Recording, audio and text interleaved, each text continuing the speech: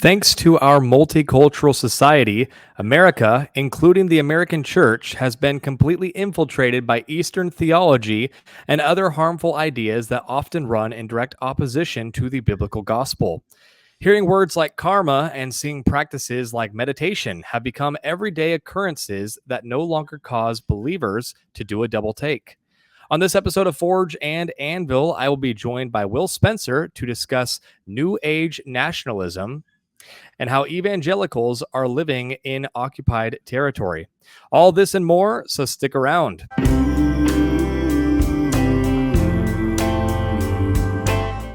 Welcome to Forge and Anvil, where we hammer out uncomfortable conversations to sharpen ourselves for the cultural, political, and spiritual war that we are living in. My name is Connor. I am host of this podcast. I am a husband, a father, and a follower of Christ Jesus, just doing my best to represent him well wherever I go. As I mentioned in the intro, I'm joined by recurring guest, my handler, the person that gives me all my talking points, Will Spencer. So, Will, go ahead and say hello and introduce yourself to those who are not yet familiar, which if you're not familiar, you probably don't watch the show because Will is my most recurring guest. So go ahead, Will. I'm grateful to be here for the first time, Connor. It's great to meet you. You're doing a fantastic job. I'm Will Spencer from the Renaissance of Men podcast, soon to be renamed the Will Spencer podcast. My show is about Christian counterculture, masculine virtue, and the family. And I cause trouble on Instagram and a lot of Twitter. And I manipulate Connor's mind to push propaganda into the minds of susceptible Christians. Just kidding. I'm kidding. I'm kidding. Well, speaking of propaganda, before we get started, feel free to go on over to our Substack, forgeandanvil.substack.com. That is where I keep all the propaganda. You can go ahead and put in your email for free and get every episode sent straight to your inbox. And there's even an option for you to give a little tip if you feel inclined. Go ahead and like and share this video to boost us in the algorithms. It really does help. Follow us on Twitter at ForgeandA for additional content and updates on the show. And of course, share this video and repost the stream. It really helps us out a lot. And feel free to join us for a live stream sometime. This one is pre-recorded, so we won't be able to get to any chats, but feel free to join us on a Monday night sometime. And the live streams that happen on Monday nights are truly live, so you can go ahead and be a part of the conversation on those ones. But yeah, Will, let's go ahead and get into it. So you wrote an article for Clear Truth Media entitled New Age Nationalism, Evangelicals in Occupied Territory. So tell us a little bit about what that article is. What was kind of your mindset while writing it, and the overall thought process behind it? Well, as you know, I enjoy provoking Christian yoga fans on Twitter regularly. It's one of my hobbies. And I enjoy explaining to them that yoga is not Christian. If you're a Christian, you should not be doing yoga. If you are a Christian, yes, you can stretch, but stretching is not yoga. There's a very handful number of stretches that overlap with yoga poses, but as soon as and it's no more than like 8 at the outside.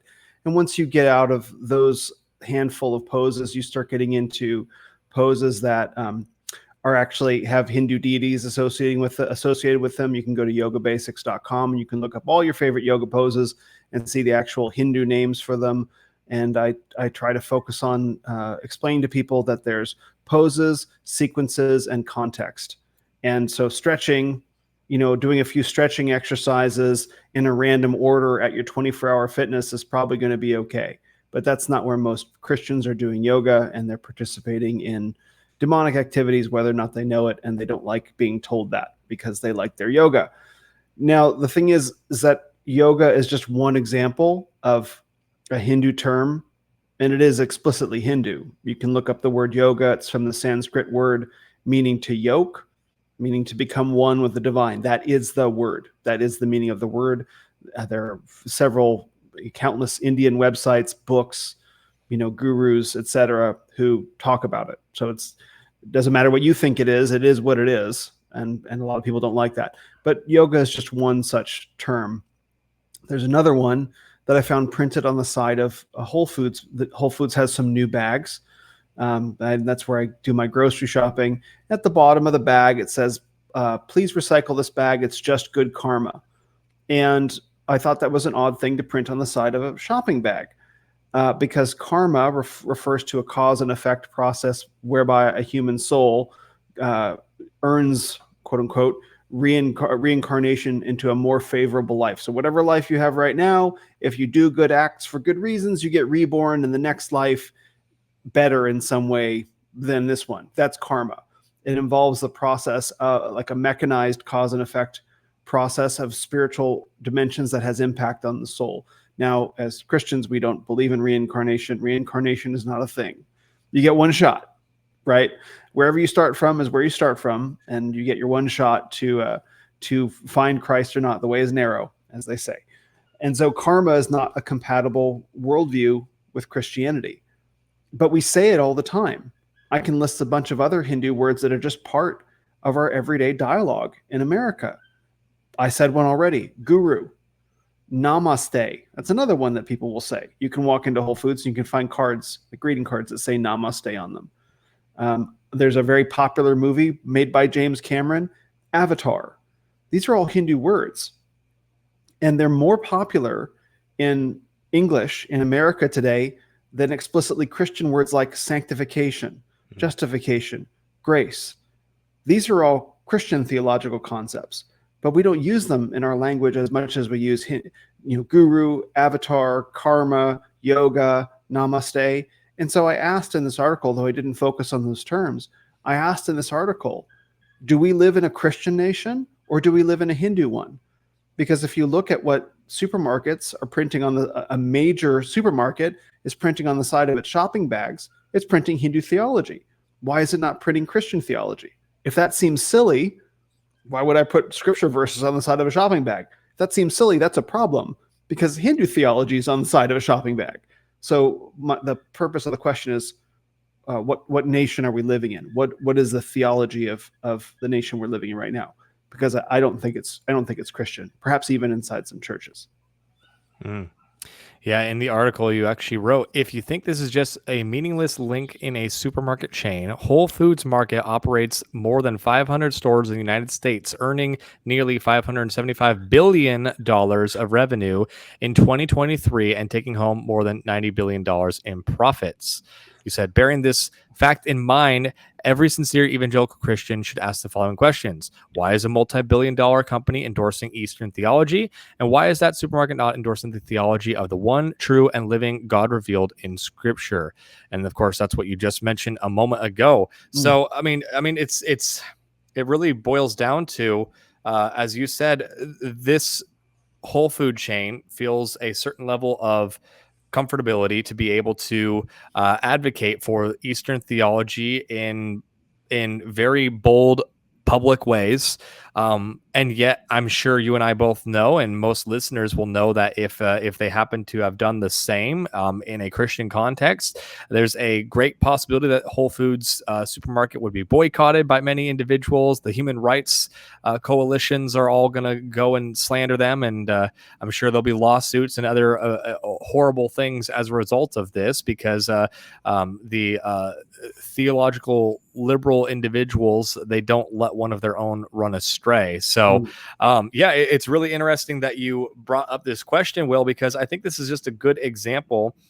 There are many we can point to, but it's so easy for Christians to not even notice the infiltration that takes place of other worldviews in our country, and simultaneously we're supposed to believe that that Christianity is supposed to not have a heavy footprint in the public square, while simultaneously individuals can push for rainbow flags on sidewalks and good karma on your grocery bag. So why do you think that is, Will? Where did this all come from? So before I answer the question, I just want to point out, a reader pointed out that the financial statistics for Whole Foods are probably a little bit off.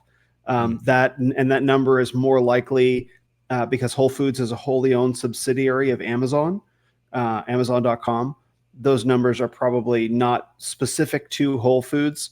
Rather, those are Amazon's overall numbers. So I do want to correct that with listeners. It's not likely that Amazon would publish the financials of a wholly owned subsidiary, because if Whole Foods is so it's likely that those numbers are exaggerated. So just for the listeners to know that.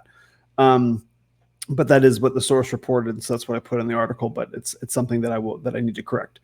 I take responsibility for that. So, to answer your question, when did this start? Well, it started in earnest.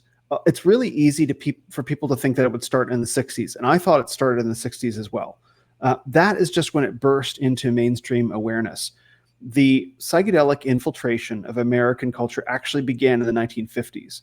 There Mm. were 50s counterculture icons like William S. Burroughs and Jack Kerouac who were very openly experimenting with drugs and psychedelics, but they were still the fringe counterculture at the time. And so there were actually a surprising number of American counterculture icons, including William Allen Ginsberg, who was the mentor to Bob Dylan, who traveled down to South America to try ayahuasca. Now, I thought ayahuasca, when I went researching an article that I'm working on, I thought it just became popular in the United States in the late 90s, maybe the early 90s with Terence McKenna. But it turns out there's a much longer history of experimentation with psychedelic drugs. And you see this with Aldous Huxley, The Doors of Perception. Like academics, were experimenting with this stuff long before the public became aware of it. It was just in the 1960s when you had the tip of the spear, the Beatles. They were marketed to people as shiny, happy, clean cut, kind of all American, not all American, but like generally appealing, wholesome kind of boys. Saying "I want to hold your hand" and stuff like that. And then you had them juxtaposed with the kind of skeezier Rolling Stones. Like, oh no, I would never listen to the Rolling Stones. So that's what the Beatles were set up as, kind of like controlled opposition. And then in the mid '60s, they flipped it and had the Beatles get into what was called transcendental meditation with Maharishi Mahesh Yogi. And it was through the Beatles, they were the tip of the spear that pierced the American cultural fabric through which Eastern mysticism came pouring in. And Mm. so you also had Timothy Leary, Turn On, Tune In, Drop Out. And then you had you had the late 60s, what we associate with the 60s, these psychedelic colors and drugs and all this stuff. That all came following, around and following the Beatles. So when did this come in? That's when it came in through the baby boomer generation that had rejected their fathers, that rejected the faith of their fathers, that had been propagandized so heavily in movies and in television and in music and in radio. In fact, I just did a little mini Twitter thread the other day about how powerful it was when music became individualized, atomized. So we used to go to concert halls or listen to big radios in the living room. That was how media was first consumed. But then it became TV. So you could see the equivalent of a movie in your living room. And visual media is incredibly powerful to the human imagination. And music went from being a concert hall to a record player that you could enjoy in private, and then in the automobile. So you drive around inside your own little metal box. The radio is pumping values into it, and no one's supervising your media consumption. And now now that you've blown that out over the course of 70 years to iPods and smartphones and Spotify. And so media consumption has become hyper individualized. And it was that process that began in the 1950s and the 1960s that enabled these values to be pumped into the bands that we would consider the Woodstock kind of bands, Jimi Hendrix and stuff like that. And so that was when this really started. When Christianity was just thrown out, the white patriarchal order has failed. The propaganda that was expressed at the time was that, look at the first half of the 20th century. You have the disaster of World War One, right? You have the Great Depression and the Dust Bowl, and then you have the horrors of World War Two, the nuclear bomb and such, and then you had Korea, and then Vietnam starting to pop off. And so the message that was communicated was the white patriarchal male order has failed.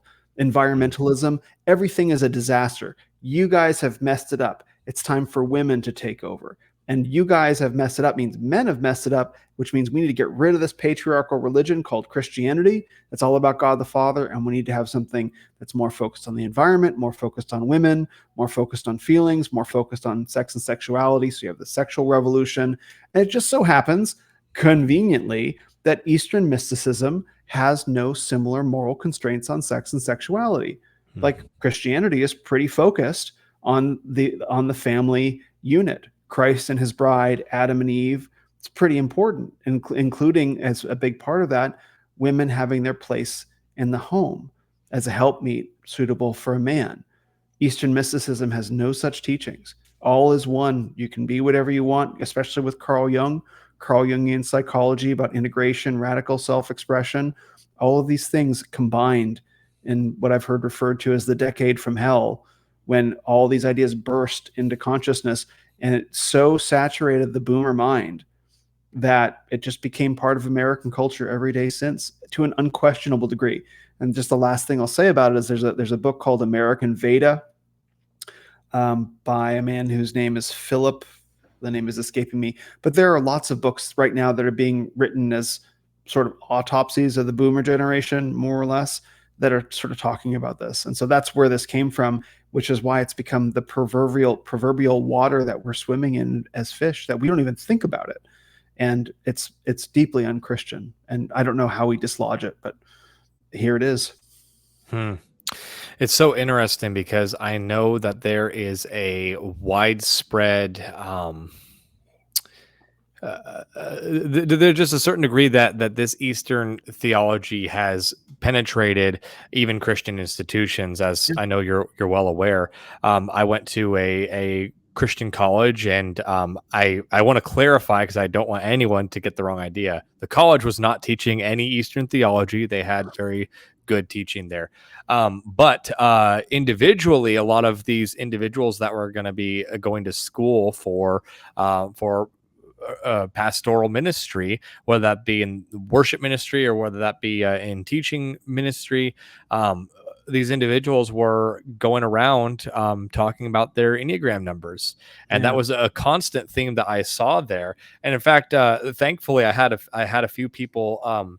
I wouldn't say I was ever corrected, but I think I told you this previously. I had a brief moment with the Enneagram where I found out what my Enneagram numbers were, and Mm, I was interested in it. And to be fair, it was being marketed to me by many of these individuals that I was doing ministry with as a tool to do ministry. You know, you can get an idea of like if someone knows their Enneagram number, you can kind of get an idea roughly of their personality type, and you kind of know how to deal with this person, which can help you to figure out how you can, you know, lead them in ministry or how you can answer questions for them in a way that makes sense. And so it was marketed as a good thing, as most of these things are.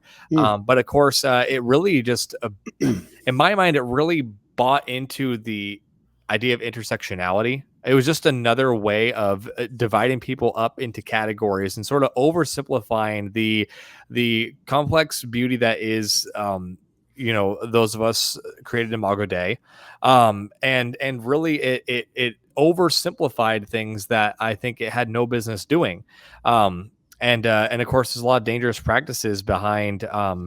You know, personality types and things like that. I know you've talked previously about how important individualism is in a lot of these Eastern theologies. yeah. So feel free to talk about that. Do you observe similar things as far as the infiltration of these theologies in everyday church circles? Oh yeah, especially around. I think it shows up in many pervasive ways that I'm learning to understand. So I've been to some liturgically focused churches lately, not Eastern Orthodox or Roman Catholicism, more Presbyterian kind of churches that are very focused on say communal worship, which is say we're all going to sing these old psalms, and the focus is not going to be the sermon, and there's nothing going to be about you. This is just all about collective worship, as opposed to music that is more self-focused. So the music is focused on Christ, is focused on God, is focused on worship. It's not focused on an individual personal experience, and so it's helping me understand. Bands like Hillsong or Mm, Bethel, right, whose music can be very experimental, not experiential, which is to say, it's all about me having an emotional experience instead of worshiping the one true and living God. And those boundaries can be very fuzzy, but you know it when you feel it. You know it when it's like, this is about me, or this is about something that's bigger than me, or this is about something that I'm imagining is bigger than me, but it's really just about me. So that's one example. As I mentioned earlier, when I start talking about how yoga isn't Christian and Christians shouldn't do yoga, that's always a good barometer. Another thing is, following COVID, a lot of people have begun questioning the mainstream medical narrative about basically everything, and I can't really disagree with that.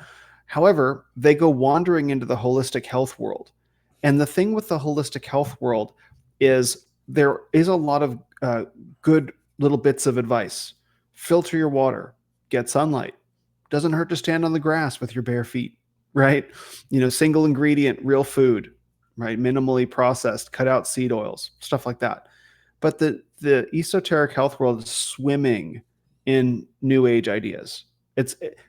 Christianity is not permitted in that world. In fact, they explicitly reject Christianity because they reject the creation. This is the dominion mandate: be fruitful, multiply. No, that's the creation mandate. Is that it? I get my mandates mixed up, but yeah. So just the terms. So what you find is that they reject that. They believe in harmony and oneness and balance with nature, right? And so they don't believe that we can take dominion over the world, over anything. And so that creates a big problem also because it's very environmentalist in its views. Come into balance with nature, come into balance with each other, men and women coming into balance with each other. These sort of ideas are just swimming in it. And as part of that, they talk about this esoteric universal life force energy. This is literally where the force comes from Star Wars. Yeah. And so what you have is little bits of wisdom and knowledge that's pretty basic. You're going back to, essentially the 18th century with the way that people used to eat. It's really not complicated. Try to imagine the way that people used to eat in Jesus's day, right? Single ingredient, real food, lots of sunshine, right? Probably a lot of pretty fresh water. Pretty simple, right? But somehow it takes on these mystical qualities, and there are many hugely popular accounts on Twitter that exemplify this. Carnivore Aurelius being one of them. In and amongst fringe New Age health advice, you'll have fringe like esoteric health advice. You'll have just New Age doctrine, and so a lot of Christians go wandering in that world because they're rejecting Western medicine, and then they come in, they get covered in this New Age mud, and they start talking about universal life force energy and syncing up and vibes and stuff. And then this even starts, the big thing that's happening right now is EMF mitigation devices. This is blowing up. So we're all saturated by electromagnetic radiation all day from our Wi-Fi, from our phones, from 5G and stuff like that, right? That's just a feature of our modern age. Apparently it makes people sick. I don't know whether that's true because there are a lot of things that make people sick right now. So, but a lot of people, particularly women, sorry, it's how it is, focus on electromagnetic radiation and Wi-Fi.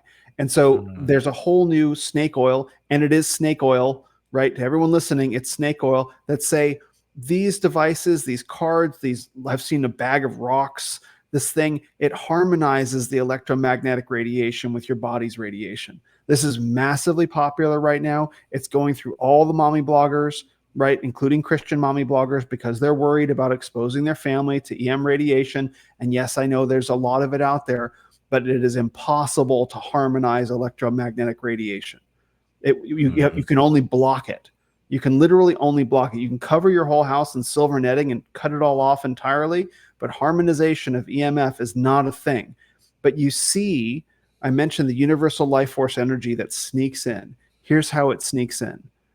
So if you're going to harmonize the electromagnetic radiation, what are you going to harmonize it with? When you harmonize, two things are brought into harmony. That's what harmony is. Well, it assumes that there's a biological electromagnetic radiation that the artificial can be harmonized with. There's your universal life force energy right there. It assumes it. It assumes that you have a life force energy and that this artificial 5G is somehow in competition with your life force energy.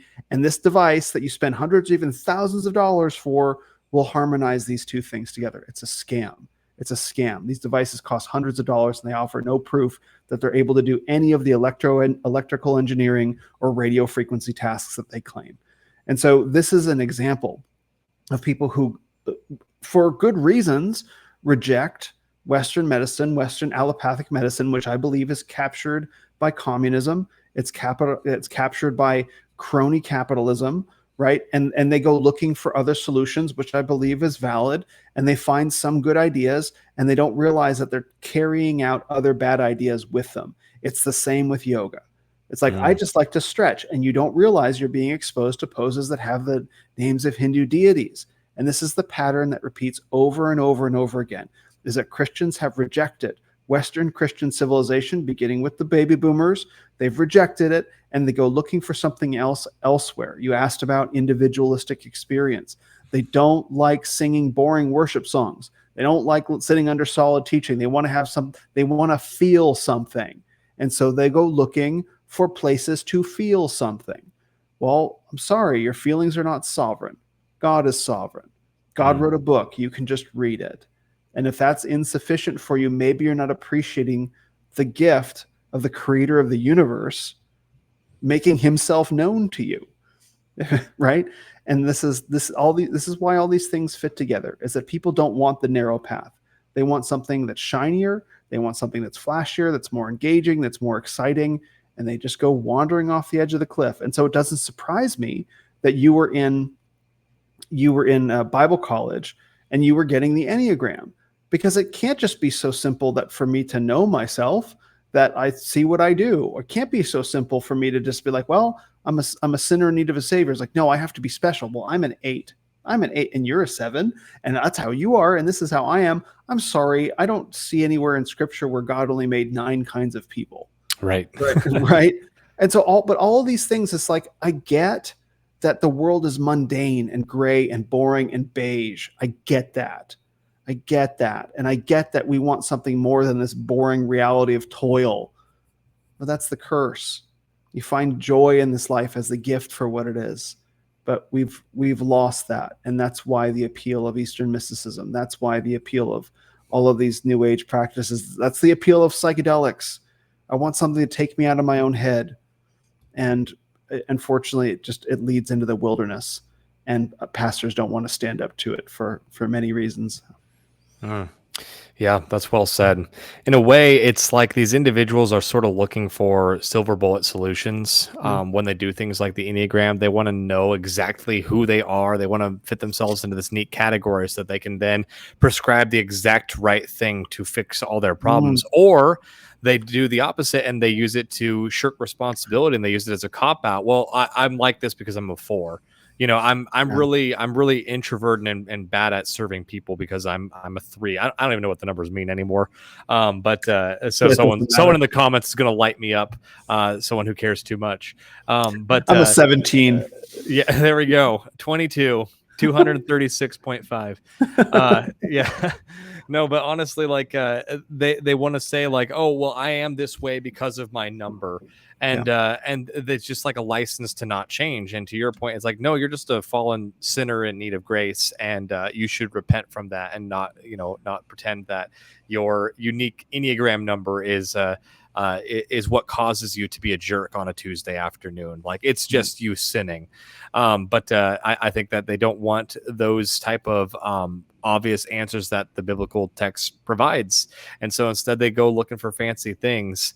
I wanted to actually go back a little bit to that EMF harmonization that you were talking about, because I want to Yeah. make sure I understand you on that front. Mhm. So if I understood you correctly, you're saying that essentially this EMF energy is being emitted by Wi-Fi and some of our devices, and so these individuals will go to find something, whether that be a magical rock or a shiny pony or whatever the case may be, Yes. to sort of fix this radiation by countering it with something that's good, so they can have this kind of yin and yang thing going on to balance themselves. So you're saying the harm in that is they're automatically assuming that there is a sort of life force around them that is being sort of assaulted by these incorrect EMF waves. I don't know what you call them, waves, Yeah. rave, whatever the case may be. So you're saying the harm comes from the fact that they're assuming that the force is real. They're assuming that this sort of all connecting power exists. And as a result, they need to find the solutions to make sure that they're well balanced. Is that kind of what I'm understanding? That's exactly right. That's exactly right. It plays on the same instinct as COVID did. There's an invisible thing in the air that's making us sick. Hmm. right? It's the same. It's the same instinct. Like, look, you know me. I'm just going to speak honestly. There's a real problem right now, and I don't fully understand it. There's a real problem right now with women and anxiety. You know, Mm, right? Like, I don't understand it, but you can look around and you can see the results societally of women being super high anxiety and not knowing or wanting to check their anxiety. And I think this is part of women's natural brain function, that they're just naturally higher anxiety. I think they have a higher functioning amygdala, which produces fear than men do, and that's just how women are made. Now, this in itself isn't necessarily a bad thing, because you can see how it's in a woman's nature to be very protective, right? Especially, it's very effective for raising children and infants. You have to be sensitive to threats, which is why women have a more diffuse awareness of their environment, whereas men tend to be more single focus. This is pretty well documented. But this instinct for protection and safety that women have can be manipulated and taken advantage of, and overdriven to create the sense that we have to be anxious and worried about literally everything. And so COVID was very effective. And there's a book, I think it's called State of Fear, United States of Fear, by, gosh, it's a therapist. I can't remember his name either, but Scott McDonald. So I got it. But I've been trying to get him on the podcast, and he's like, look, COVID was a phenomenon that was driven primarily by hyper anxious women and men who capitulated to them. That's just mm, true. If you went to a supermarket and you never found a fit tall, good looking guy walk up to you like, "Hey bro, put your mask on." You never saw that. You would see primarily women. This is the Karen phenomenon. You would see Karens chastising people, and then the weak men who would follow them around, who would be the enforcers. So COVID was a phenomenon that exploited women's sense of anxiety. There's this invisible thing in the air that's making us sick. It's totally invisible. You can't detect it. Even if you don't have it, you might have it and you can give it to someone else and then they can have it. Like I said at the time, asymptomatic transmission is one of the darkest spells ever cast on mankind. This mm, idea that you can't have it, it's undetectable in your bloodstream, but you still might give it to someone and that might kill them. Like, really? People bought that, and maybe people listening bought that, right? And like, I'm not insulting you, because I think there's probably some amount of grace that any of us can give to the notion of asymptomatic transmission, believing that it might have been a thing, maybe up to 6 months. But in general, after that people still out there still believe it's a thing. They still think it's a thing. This EMF scam plays on the same instinct. It makes sense to say that there are germs. Okay, maybe I touch my surface and I touch my face, and I get the death, and I end up with a tube down my throat in the hospital, and no one wants that, right? In the same way, it's like, yes, we are surrounded by more EM radiation than we ever have been before. I can, on my here at my place, I can just pull up my Wi-Fi and see how many Wi-Fi routers I'm currently being exposed to, and I probably can't count them. There's dozens of them, like, because like, I'm in a building and there's everyone around, right? And plus there's 5G towers over there. I've got my phone here. I've got my own Wi-Fi. So we're bathing in it all the time. There's this invisible thing in the air that's making us sick. Why is it making us sick? Because we have our own biological life force energy that we're emitting that needs to stay in flow, and then this artificial energy is impacting us and messing up our body's signals. So for those who are watching, I have my phone here. Hello, phone. And so I'll illustrate. So my body has its own, this is the theory, my body has its own biological electromagnetic radiation.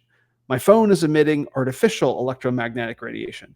This card, which viewers can now see, this is one such device. I'm not going to tell you, maybe I'll debate about whether to tell you what this is, because I don't want anyone to go buy it.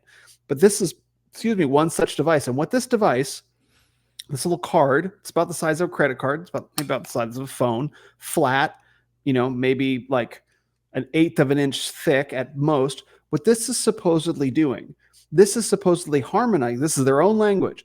This is harmonizing the electromagnetic radiation coming from the phone from the stuff that's coming from my own body. This little card it's just doing that magically in the environment. It's harmonizing the EMF. How far do you think this is the effective range of this little card? If you were to look at this, how far do you think the effective range of this is? not very. That's for sure. Maybe a They say, foot. What? right, they say on their website 80 feet in all directions. All directions. All right. This is right. This costs, how much do you think this costs? I'm gonna guess it's probably a good $200. This is $500. This is $500, this card that I'm holding right now. And it's supposedly harmonizing the electromagnetic radiation, the artificial, to a radius of 80 feet in all directions, right? Oh my These goodness. are the, exactly. And so not only is it impossible for this to do what they say that it does, the entire worldview that it's built on is that humans have a biological electromagnetic radiation that artificial radiation needs to be harmonized with. That's the worldview that it's built on. These are huge right now. Russell Brand, who has 11 million followers on Twitter alone, who's making a whole big, we can talk about him as well, making a whole big public conversion to Christianity. He advertises these on his podcast. They're the first thing linked on his YouTube videos, this exact thing, which is not how I heard about it. So these are exploding in the mommy blogger space. These are exploding with Christians who are rejecting Western medicine and they see all these scientific studies. Robert Kennedy Jr. talks about electromagnetic radiation as part of his children's health defense, and he's pretty credible on the whole like jibbity jab thing. I don't want to say that on and impact your YouTube views for saying the magic scary word. So he talks about it. So and he's credible on these issues. So Christians go wandering into this field, and they pick up things or they spend money on snake oil, and it has the veneer of, oh, well, it says they have all these scientific studies, it must be valid. And one of the things, to take this all the way back to the 1960s, one of the things that the Hindu gurus discovered, and there's a book about this I can't recall right now, but it talks about, the documentary is called Gods of the New Age. It's on YouTube.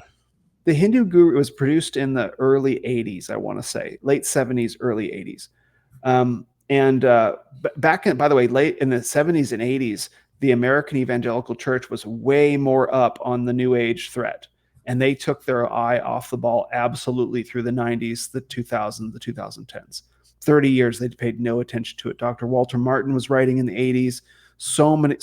I go onto Amazon and I search, or Abe Books, and I search for Christian New Age books, essentially, like not like about Christian New Age Christianity, but like Christians' in opposition. Yeah, dozens of books. I could not read them all. They're full in the cart, but now there are hardly any. Right. And so this documentary, The Gods of the New Age, was produced in the early 80s. They talked about how the Hindu gurus had learned that the way to appeal to the American mind, specifically the American mind, was through appeals to science and appeals to health. And so now we're seeing that. So when yoga, right? When you talk to people about yoga and meditation, what do they say? Well, I'm just stretching. It's good for my health. Right. And when you talk to people about meditation, what do they say? Oh, it's the science says the meditation is great for you. They always make those appeals. And so you're seeing this in the Christian space, more and more appeals to science and appeals to health. Well, there's scientific studies and it appeals to health, and that's objective. And there's nothing unchristian about that. And I think that was the hack that Satan had figured out, is that Christians have this kind of uneasy relationship to material reality, to nature, to their own bodies. They don't quite understand the mind-body connection.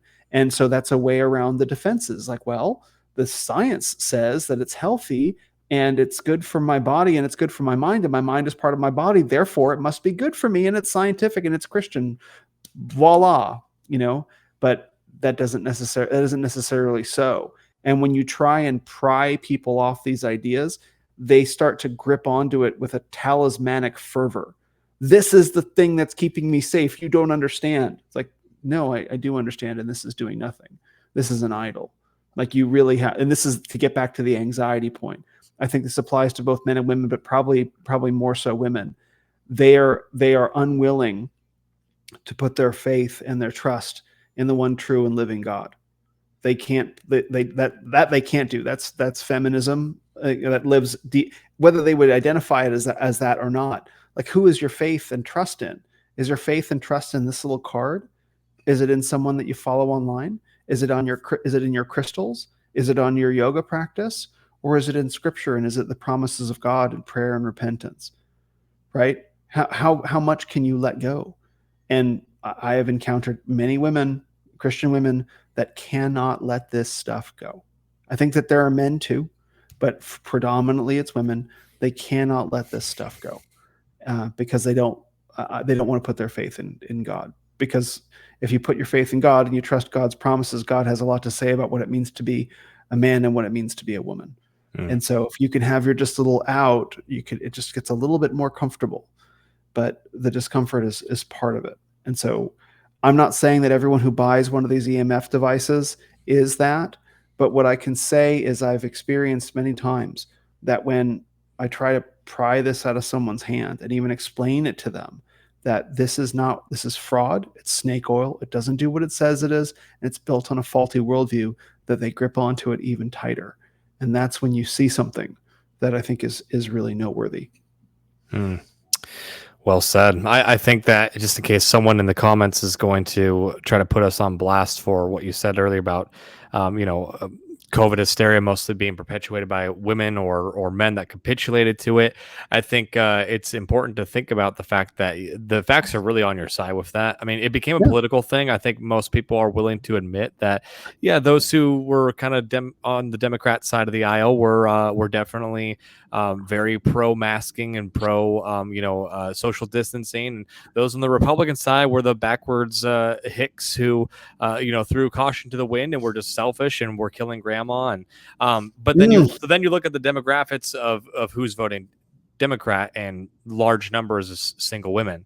There's been multiple maps that have been shown. I don't have any in front of me to pull up. I didn't think we'd go here, but if only women were to vote, specifically single women, I mean, the entire map is just blue. The entire map of the United States is just completely blue. So I think that just is something that I wanted to kind of throw out there to kind of give some credibility to what you're saying, because I know someone's going to take that out of context and immediately think that makes everything that we've said tonight completely all awash. And I think that's important to recognize that Mm. there's really some truth to what you laid out there. I Mm. really think that this is ultimately when we see things like Hindu and Eastern theology coming into practice. You and I have talked about this on past episodes as well, of just paganism on the Mm. rise. It really does feel like we are witnessing the return of the strong gods. Mm. I believe that you know that reference, and so for those of you who don't, the strong gods, it's just the idea that the old gods of essentially what we would see in maybe Old Testament times, these Asherah poles, Mhm. these prophets of Baal, those are the strong gods that we're referring to. And of course, strong gods plural for a reason, because they are not the god. They are just I believe it's demons that parade themselves as a god, because ultimately they want to be worshipped, and the enemy cannot create; he can only corrupt what God has created. And so that's where you get things. Uh, uh, you know, uh, you see today that there's a lot of correlation, and many individuals have laid this out a lot better than me. So I guess I won't get into all of it, since we don't have quite enough time to bite off that whole topic. But either way, why do you think that we're seeing these returns to the strong gods, Will? Because in my perspective, it's because I think that science and scientism has failed, and humans have a desire to worship something. And maybe there's some people still worshiping at the altar of science, but either way, we see these people gravitating to Hindu beliefs, to Norse mythology, to witchcraft, because really the strong gods are returning in mass. Because when there's a desire to worship something, but you have disdain for your creator, Yahweh, you're going to go and look for something else. And so what is that thing that you look Mhm. for? And you find these strong gods returning in power and in number. What's your take on all that? Mhm. So the book you're the book you're referring to is a book by Jonathan Cahn, The Return of the Gods. Mm-hmm. There's another book that is actually called The Return of the Strong Gods, Yep. and those are two different books. I get them confused as well. Mm. So the Return of the Gods is about the return of three particular Old Testament gods: Mm. Baal, Ashtoreth and Moloch. The, Hmm. the book is it's about 220 pages. Return of the Gods by Jonathan Cahn, Cahn. It focuses primarily on Ashtoreth. Baal is the god of prosperity. Ashtoreth is the god of sexuality, and Moloch is the god of destruction. The book primarily focuses on Ashtoreth, which focuses on sex and sexuality, men becoming women, women becoming men, transgenderism, all that, and it really does some pretty incredible research into the Stonewall riots, which I believe they were in 1969. In fact, I want to look that up because it would seem significant to check the date on that. But as the Stonewall riots, as this ancient god Ashtoreth's July 3rd, 1960, June 28th to July 3rd, 1969. So as Ashtoreth's coming out party, reemergence party, because Ashtoreth, Moloch, and Baal were the gods that the Israelites would primarily engage in idolatrous worship of. That's what you read in Kings and Chronicles and maybe not so much Chronicles, but like Kings and Judges, and I think probably also the prophets. Those were the gods that the Jews just couldn't keep it together for very long before they fell to worshiping these gods, and it makes sense. Like when you from the perspective of a person, if you want to engage in idolatry, well, you do God's will, right? God tells you what his will is, and you do that, and he blesses you with prosperity for faithfulness. But if you get anxious and you get worried, I got to do it all myself. Well, maybe I'll make petitions to the god of Baal, who can give me precisely what I want. And sliding right along, well, what is it that I want? Well, what is it that a lot of people want? They want sex and sexuality, right? And then what's produced from that? Well, unwanted babies. And what do you do with them? You give them to the god Moloch, right? Molech. So this idolatry was documented over and over again in the Old Testament.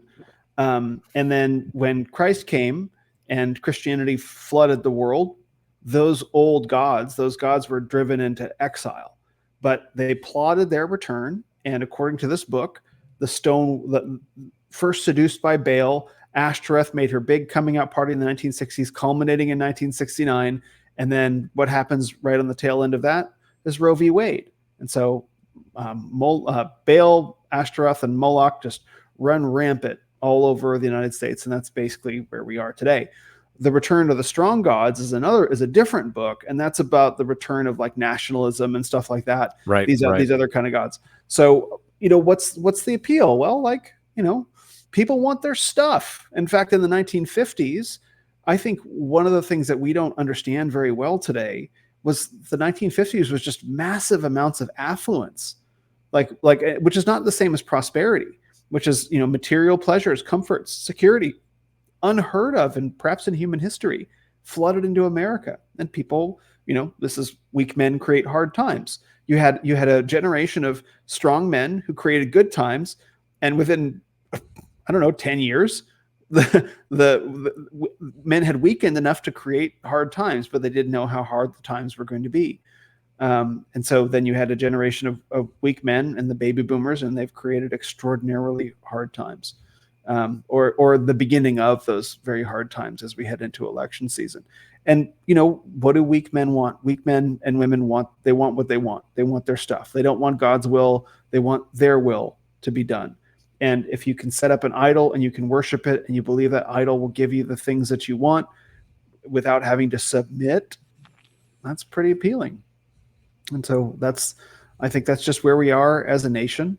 I don't know what happens to pull us out of it, but I see one of the, just to continue the dialogue about New Age stuff in the church, you have The Secret. Well, what's The Secret about? Manifesting.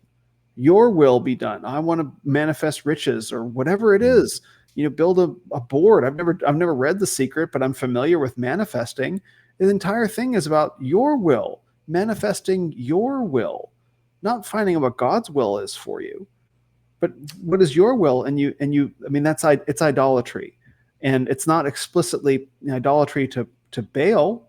The book doesn't mention Baal probably, but when you demand that God do your will, well, what does God do? He gives you up to your own desires. And then don't worry, there's plenty of beings that'll show up If you express your will loudly enough, someone's going to show up to give you that thing, whether they be embodied or disembodied, and that's the seduction. So I mean, you can see Yeah. that all these things fit.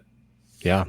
Well, thank you for that correction on the book, because you're correct. I was mixing the two books up because both are fantastic reads for their own reasons. They're just resources for the listener if any of you are interested. But yeah, no, just with the last few minutes of our time here, Will, to kind of put a bow on this conversation, we're talking about how Eastern theology has infiltrated our everyday culture, including our everyday Christian culture. We've kind of gone all over the place with it as far as the different ways it's infiltrated us. We've talked about the return of these gods, how they're sort of waiting in the wings for the moment that someone's ready to worship something, or sacrifice in order to obtain something, but they're not willing to seek that from the one true God.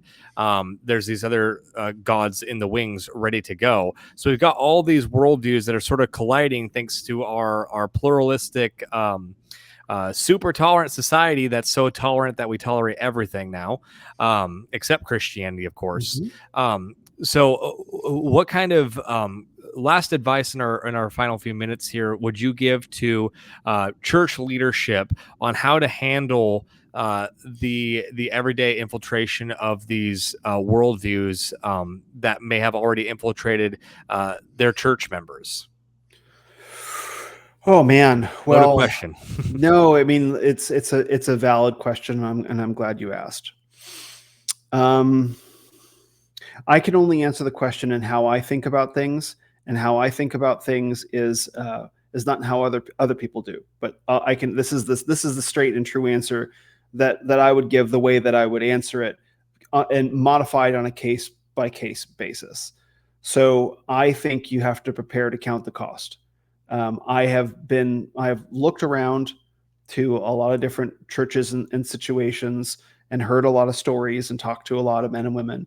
And it seems to me that feminism is more up in churches than even faithful evangelical churches than a lot of people want to admit or recognize. And feminism, and you see it subverting denominations like the SBC, right? The OPC has had its General Assembly. There were some rumblings in there, and you're just seeing this. I mean, it was in the already devoured the PCUSA. You're seeing it even in Rome and Eastern Orthodoxy. If you really want to dig deep enough, you'll find it there as well. And so feminism is explicit rebellion to God. That's literally what it is. The word feminism is a deception in some ways, because we hear an ism and we think it ties to a socio-political economic worldview. It's not. It's its own version of false God that sets itself up in opposition, to Christ through women. So it's a highway. Feminism is a highway in the sense that I mean it, not as a political movement, but as a theological worldview. It's a highway for these, or at least a dirt road for these practices to begin entering. Right? They will look. The New Age will primarily come in through women. I'm sorry, it's just how it is. It's just how it is.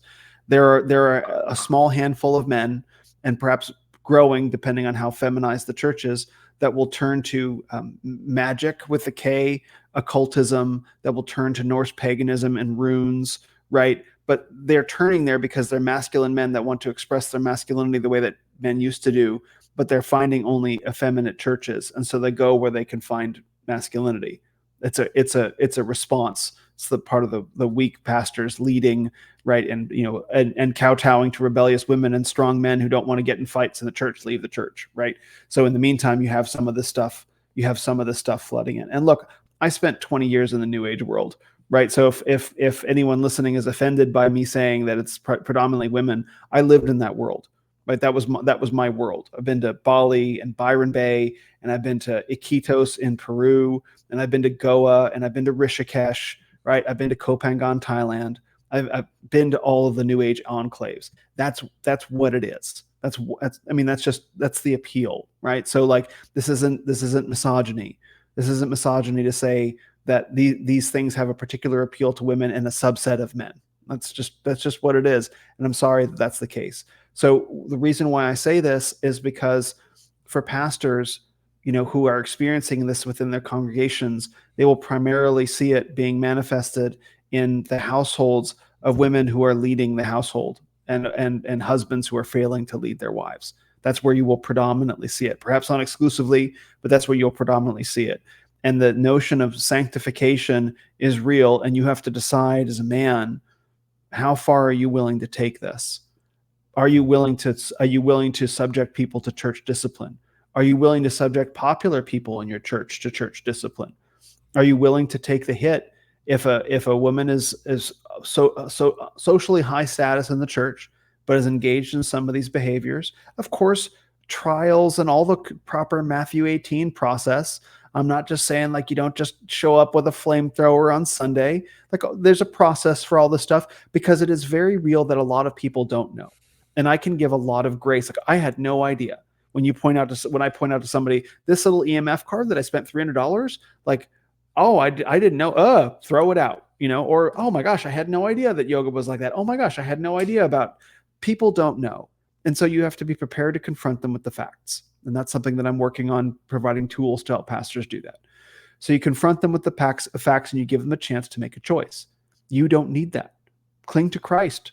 Cling to His Word. God wrote a book. You can just read it, right? It's incredible. We read this thing. It's pretty good. It's a pretty good book.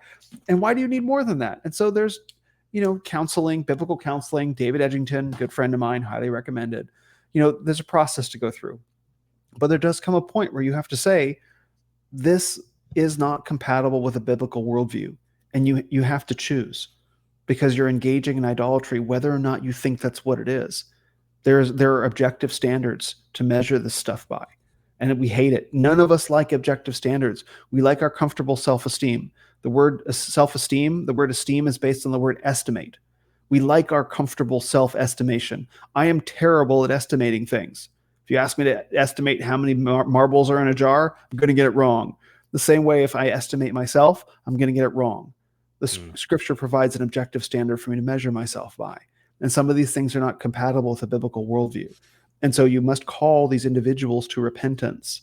And if they will not repent, you may have to subject them to church discipline, including barring them from the table.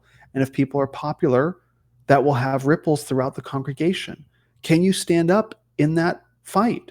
If a husband follows his wife out of the church and refuses to repent and withdraws his tithing, are you willing to lose your church over this? I don't necessarily think that will be the case. I don't want that to be the case. I really, really don't. But we started out the conversation talking about how Indian theology is printed on the side of our shopping bags, right? That's how far this has gotten. And in the article, I talk about Swami Vivekananda. Swami Vivekananda was a Hindu guru who came to the United States and preached about how Christianity, the kindergarten of religion, would soon be replaced by Hinduism. He called it this kindergarten of religion. He said, Swami Vivekananda, it is a sin to call a man a sinner. We are gods, not sinners. That is what Swami Vivekananda said from San Francisco. He said those words not in the 60s, not in the 90s. He said them in the year 1900. 125 years ago, he said those words inside one of America's formerly great cities. That's how long this has been going on. That's how deeply entrenched this is. That's why it's traveled so far, because as I said, evangelical faith leaders took their eye off the ball. They assumed that it was okay, maybe because they were boomers themselves and they grew up hearing these things. They didn't think anything about it. Who knows why? But now here it is. And so we all, as men and women, have to decide in our households, in our businesses, in our communities, and in our churches, how much we're willing to give to purge this idolatry from our midst. I think the Old Testament provides plenty of examples. You can look at Phineas, ran him through. I'm not suggesting get the spear out, right? But this is, God applauds this. God applauds this over and over again. Decisive action taken against idolatry. The first commandment, thou shalt not have any other gods before me. How serious are we willing to take that? Right? Okay, he's not before you, but he's like, he's just in the room. Is that cool? No, it's not cool. And so, what advice do I have for pastors is to count the cost. Look, I don't want to be the guy saying this to you. I really, really don't. I want to be the guy saying it's all going to be okay. I can't be that guy.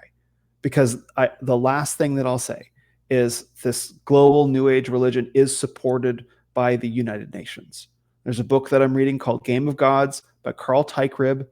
He's been documenting this for almost 30 years. He's traveled. He's a Christian man, lives in Canada. He's traveled to all of the New Age conferences and all the globalist enclaves and all the youth meetings and all the festivals. He and I have been to many of the same festivals. He went as a Christian researcher trying to understand the New Age subculture, and I went there to party.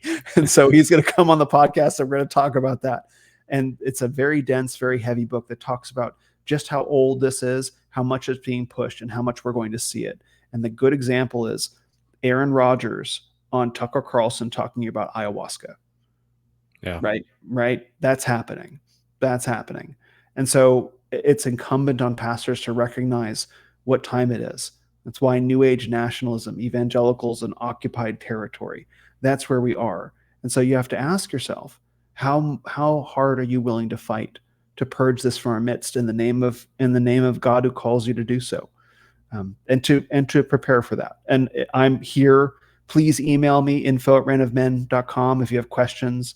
Not just some guy, not just some talking head guy on a podcast. Like, I am happy to answer questions and provide counsel when I can. And I'm preparing to produce resources that will help pastors identify this stuff and work through it. It's a project I'm working on already. But in the meantime, like as we begin to gear up for this fight, like, get ready, batten down the hatches, find good and solid men to stand by on your side. You'll need them. Yeah. And I'm praying for you. Amen. Well, thank you for that, Will. And those of you who want to read Will's original article that we were covering, that's on cleartruthmedia.com. The article is New Age Nationalism, Evangelicals in Occupied Territory. Will, where do you want to send people to keep up with everything that you're doing? Probably just go to Twitter. Just go to Twitter @RenOfMen, or go to Linktree/RenOfMen. And from there, you can find me causing all kinds of trouble. You can find my podcast on YouTube and on Spotify, and you can find my new Substack. And I have my first Will Spencer Uncensored podcast exclusively for subscribers coming out this week. I'm pretty excited about that. So lots of exciting things are happening for me. So it's great to be back with you, Connor. Awesome. Well, thanks for coming. And thank you, listener. Oh, go ahead, Will. Two more things. One, the Dominion mandate and the cultural mandate, the Dominion mandate, the creation mandate are the same thing. And then you have to plug you came on my show. We should talk about that. Yes, I did. I went on Will's show for the first time. Will's that one bad friend that always comes over to your house and eats your food and then never invites you back over. Well, he finally invited me over to his house, so I came over and I ate his food. We had a great conversation for about 2 hours. So I highly recommend checking it out. It was a lot of fun. The fridge. And, we cleaned out the entire fridge. I made up for lost time. So we went all over the map. So it was a fun conversation. Highly recommend checking it out. And then, of course, go to our Substack, Forge and Anvil.substack.com. You can check out all of the shows there. I send it straight to your email if you put in your email, and then I've got some additional content that comes out periodically. So either way, though, thank you all for listening, and we'll see you next time.